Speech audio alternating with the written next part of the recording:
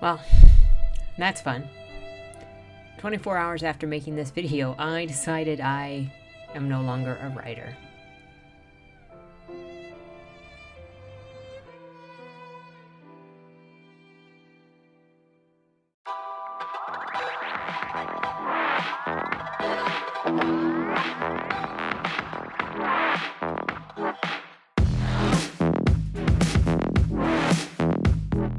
Hello, my name is Ian Kirkpattykake. I am an author, a robot,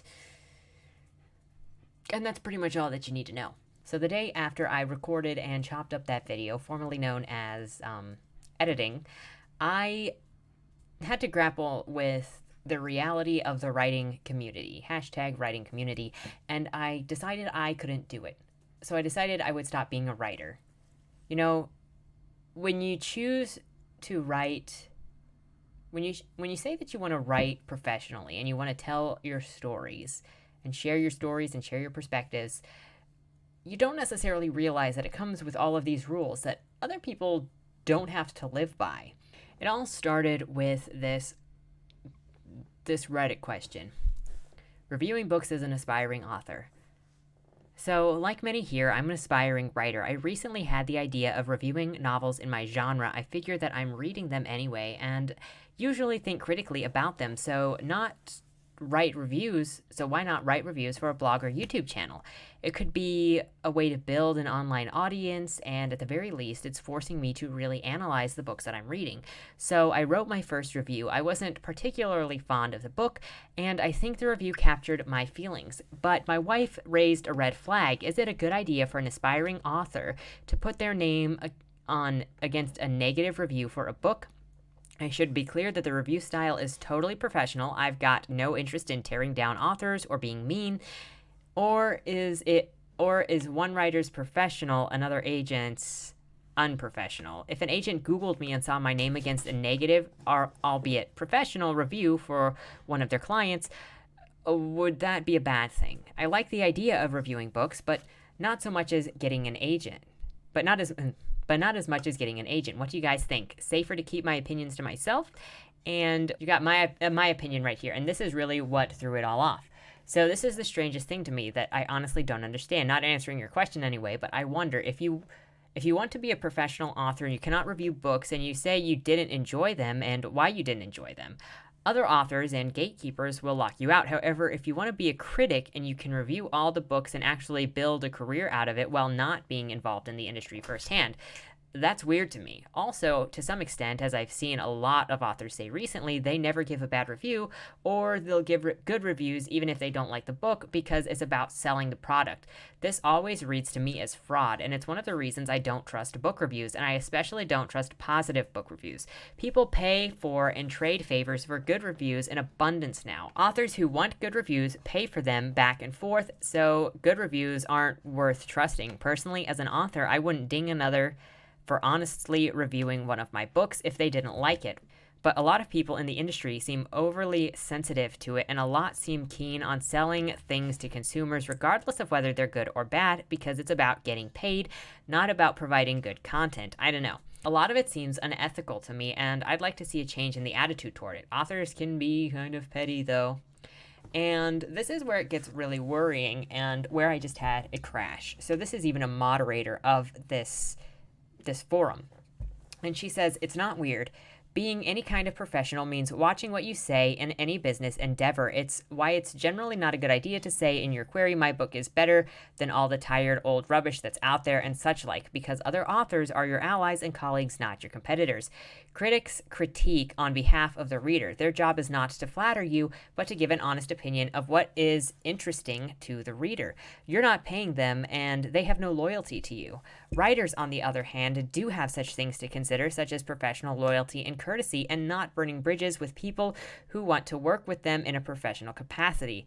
That book you eviscerated online might have been written by someone who is the next evening sitting beside you at dinner, or who is represented by an agent you want to work with. Imagine if it were you. You'd find it hard to look someone in the eye who just torn your work to shreds in a nasty review.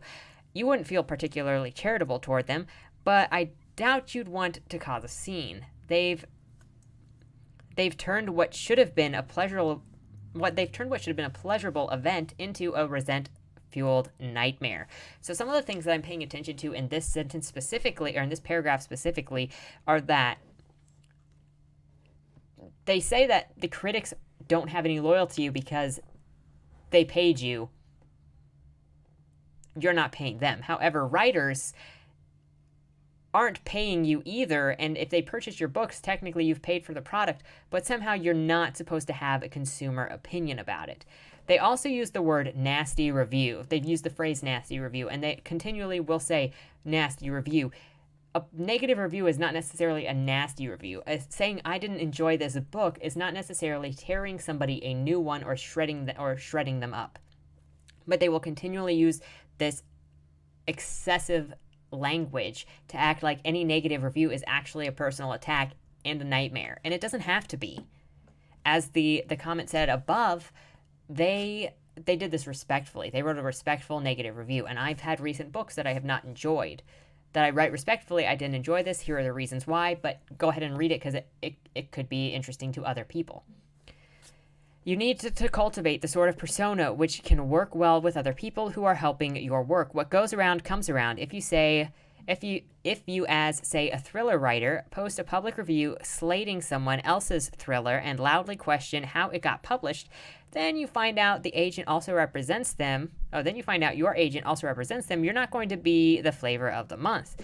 Few professional writers even denigrate books in genres they don't enjoy reading. Professionals help others get a leg up in the industry. It's not a complete dog-eat-dog world out there. As a reader, I buy tens of books every year. I just don't buy one author. I buy a wide range of different books.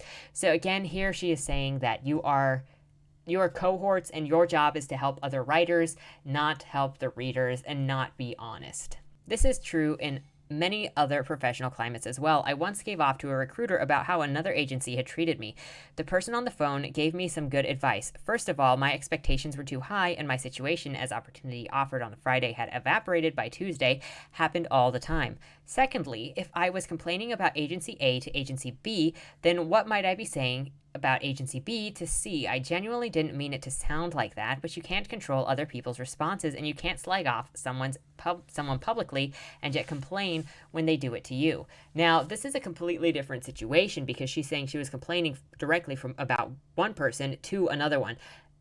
In this situation, if you wanted a similar situation to writing a book review, then you would go to the Goodreads page or the Amazon page and leave a review there talking to the commenters.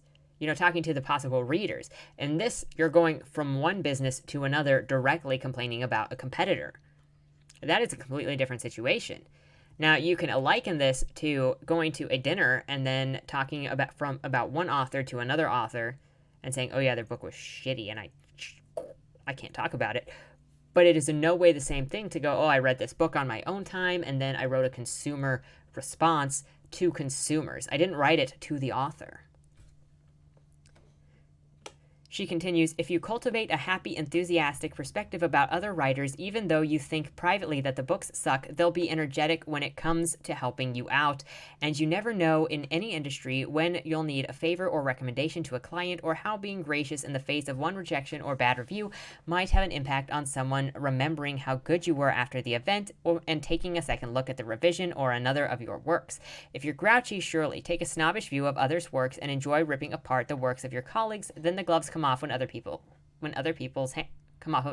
then the gloves come off of other people's hands. Watch them do what you have done to them. So again, here she is saying snobby, grouchy, destroy other people's work, rip them apart, and they'll take off their gloves. And she also starts this paragraph off with one of the most worrying things. I mean, this whole paragraph it's a disaster area. It's a nightmare. This whole paragraph speaks for quid pro quo among authors. She says, even if you hate the book, you should be cultivating that you love it in order to, you should be lying in order to get favors back in return, because you want other people to sell your book, not because it's good, not because they enjoyed it, not because they enjoy you, but because you're completely fake and you make them feel good. And if you don't make them feel good, they're going to take off their gloves and they're going to come after you because they are taking your negative review as a personal slight. That reads as very unprofessional to me. She continues with, writing is an art, but publishing is a business. If you understand that critics get paid by their readership, but writers get paid by the publisher, then you'll understand why the best way forward isn't to be grouchy dick to other people. Again, we're equating not enjoying a book to being a grouchy dick out to ruin somebody's day. Why is this? We've all been there. A few years after my brush with the recruiter, when I was struggling to find employment again, I went to volunteer in a shop. I was told just to pop in and sign up. When I did so, the guy working there said they didn't have any spare shifts going and they'd let me know when they had space on their program.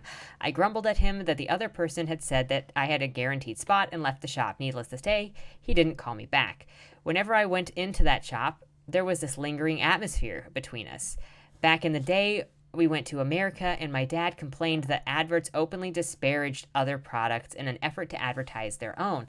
Our laws on such an approach at the time forbade that tactic, and even after deregulation and a short burst of Sainsbury's is much more expensive, shop at ASDA instead, the advertising culture went back to promoting the company's own product rather than disparaging others. To be quite frank, it's tolerable to a certain extent because the companies are involved in direct competition. If you do weekly shop at Sainsbury's, you don't go to ASDA, as opposed to coming out of a bookshop carrying both Stephen King books and one Jodi Picoult. But it still leaves a nasty taste in the mouth. So I don't really get that situation, because she says, well, if you go shopping at one place, then you're not going to go shopping at another place. But you can leave a bookstore with both books in your arms, or you only had $20 for one book, and so you bought one book over the other. Like, it's the same situation where technically you are competing for somebody's money. But I don't want to say that writing is a competitive sport, because I actually don't think it is once they're on the shelves. But I digress. So she continues, and so it might feel good to rip at the time, and I'm the first one to admit making the mistake and learning from it, but it can cause serious professional problems if you don't learn where to vent and where to keep shut 'em. And who gets the reviews? And who gets to review what and how? The best thing to do, I think, is to read other authors' blogs and listen to their podcasts, watch how they behave, and learn from them what your role as an author is toward other authors. And remember, what goes around comes around, and do unto others as you would be done by. There is an art to being professional that needs to be learned before you'll be able to function in any business, still less small and very personally charged, one such as publishing. So this whole post by her, and this is what just sent me crazy, because so this is what sent me off to ask as many other people as I could, as many other authors and even not authors, how they felt about book reviews, if they thought authors should write book reviews. And a lot of people were saying that writers should not write book reviews because there is a conflict of interest. And so I decided if there were going to be these rules where I couldn't be a consumer, even though I was spending money, I could not have a response, because just responding to something was going to be seen as me trying to attack somebody. It was going to be seen as me trying to be a dick and destroy somebody's life and destroy somebody's livelihoods. I didn't want to be a part of it. And as a robot, I have options. So I'm not a writer. I quit the writing community. Instead, I'm a robot trying to understand people, and I simulate situations to better understand them. I've noticed for a while in this community that there is a resistance to writing negative reviews, and I did a video a while back talking about this very subject of should you write bad book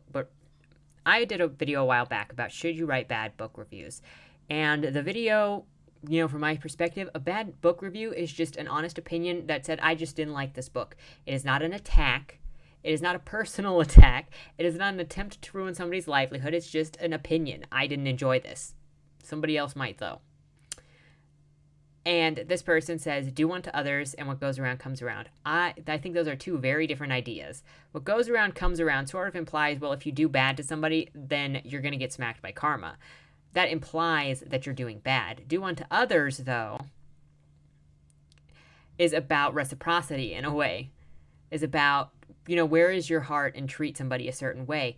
And what says if I am honest to somebody about, I want honest reviews. I don't want to do favors for favors. I want to know that my writing is good and that it's actually enjoyable. I want to know that I can trust the things that I hear back.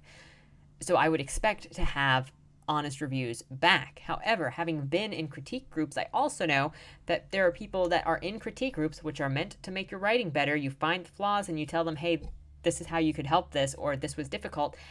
And they would actually come after your work and attack your work when it was your turn to be critiqued because they actually didn't want negative reviews. They wanted applauses. Yeah, writers are petty. Writers can be very petty. Not saying all writers. Hashtag not all writers. But writers can be petty. And then recently I've seen a tweet floating around the writing community Twitter that was talking about, no, you don't need to edit your work. No, a first draft is enough. No, you don't need beta readers. And so combine that with all of these people that say, don't leave negative reviews, and why should I ever trust, especially indie published work? Look, there are good indie works, and there are good indie works. I just haven't found any yet because they're buried under all this other stuff that's just not necessarily great. There's just so much content. But I feel like there's a scam going on in the writing community, and I'm probably going to get in trouble for saying this. But when you say, one, you don't have to edit your work, it's good enough, don't have beta readers, don't work on the craft, and then two, don't leave bad book reviews because we're supposed to be helping each other sell stuff and make money. And if you leave a bad review, then we're all going to come after you. That is some under-the-table behavior. That is some unprofessional behavior. Obviously, not a lot of authors write book reviews, or if they do, it's under pseudonyms of some kind. But writers read. They must have opinions on what they read. They obviously share their opinions with their friends, who are obviously also authors and creators. Why is there this threat? Do not leave bad reviews or else we'll come for you. That is iffy. That is why I decided to quit being a writer. It's unethical, and it's a bunch of garbage. And the last thing that really stands out to me is, so they're saying we need to unite as writers because we're colleagues, and so their job is to support other authors, to help other authors sell books, even if they didn't like the book, and lie about how good it is because they need to sell the books. It's not author versus author. Well, then what you're saying is then it's author versus reader, and the thing that all authors need to do is trick the readers into buying snake oil. That is to say, this book isn't very good, but my job is to convince you that it's good so that you go and purchase it. Because I want somebody else to convince you that my book is good, so you come and purchase it, even if my book's not great. If you're lying to readers, then your camaraderie and your loyalty isn't to readers. It isn't to telling good stories, and it isn't to pleasing people or entertaining people.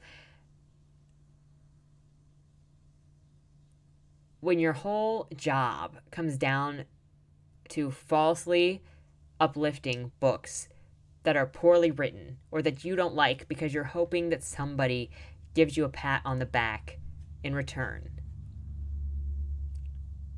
you've turned yourself into a Ponzi scheme. You've turned yourself into an advertiser for a garbage product.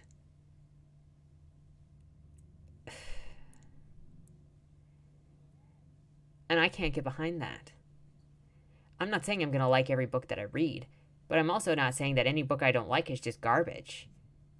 Nobody is saying that if you don't like a book, you have to trash it. You can just say, I didn't enjoy it. These are the reasons why I didn't enjoy it.